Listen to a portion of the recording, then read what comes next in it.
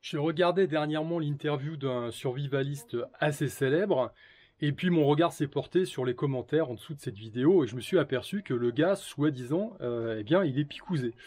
Alors, on a affaire quand même à quelqu'un qui bosse depuis 10-15 ans, on va dire, dans ce domaine de la résilience et de l'autonomie individuelle, qui s'affiche quand même régulièrement avec des armes à feu tout le temps, et puis qui a évidemment fait un boulot d'analyse et de détachement par rapport au système, logiquement, parce qu'il est libertarien. Il a compris que nos gouvernements étaient des organisations quand même plus ou moins mafieuses, gangrénées de corruption, logiquement. Et malgré tout, il semblerait qu'il se soit fait picouser, donc qu'il se soit soumis finalement au diktat de la volonté commune générale de ces 2 dernières années. Alors c'est intéressant, je vais d'abord faire quand même 2 remarques préalables. La première, c'est que déjà, on n'en a pas forcément la preuve formelle, hein. Même si vous avez vu une vidéo, peut-être que c'était du sérum physiologique, on n'en sait rien, qu'on lui a injecté, on ne sait pas.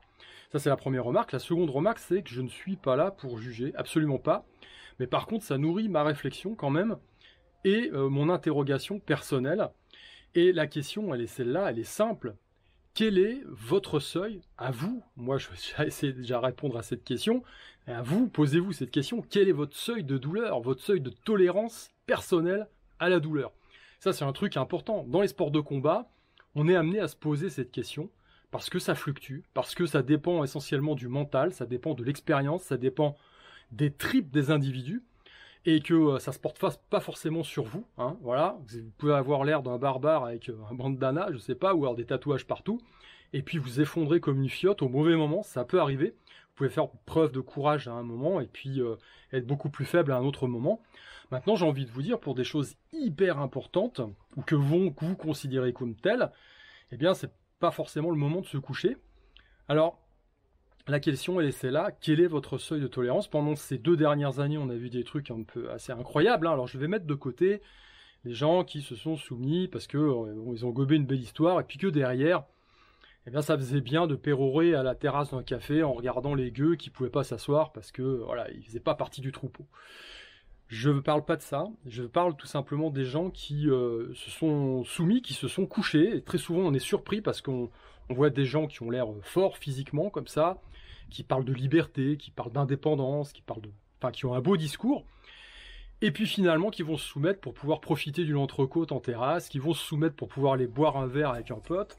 Oh, j'ai de la visite, regardez ça. Salut toi. Donc je reprends le fil de mon discours, voilà, la question elle est celle-là, elle est quel est vous, votre seuil de douleur, votre seuil de tolérance à la douleur personnelle, hein. Si on prend les sports de combat, bon voilà, moi j'encaisse assez bien au corps, bon bah des fois j'ai eu des côtes pétées, donc c'est que j'encaissais moins, ça arrive, et puis peut-être que je vais être moins résistant, je vais pas vous donner mes points faibles, hein, c'est pas comme ça que ça marche, mais bon. Et donc, trêve de plaisanterie, ça c'est une question importante à laquelle il faut répondre, parce qu'effectivement, comme dit, il y a des mecs qui se sont couchés pour aller boire un verre en terrasse, et puis on a vu des petites nanas qui bossaient dans le milieu médical, qui avaient des mômes à nourrir, qui avaient des emprunts à rembourser, puis qui ont dit fuck, qui sont restés campés sur leurs jambes, qui sont restés indéboulonnables dans la tempête, envers et contre tous, malgré la coercition, malgré le regard des autres. Voilà, donc moi je me pose la question et je vous invite vraiment, vous, à vous poser cette question et à réfléchir. Pourquoi? Parce que, effectivement, il faut savoir quel est votre seuil de rupture. Voilà, le truc il est lâché, quel est votre seuil de rupture?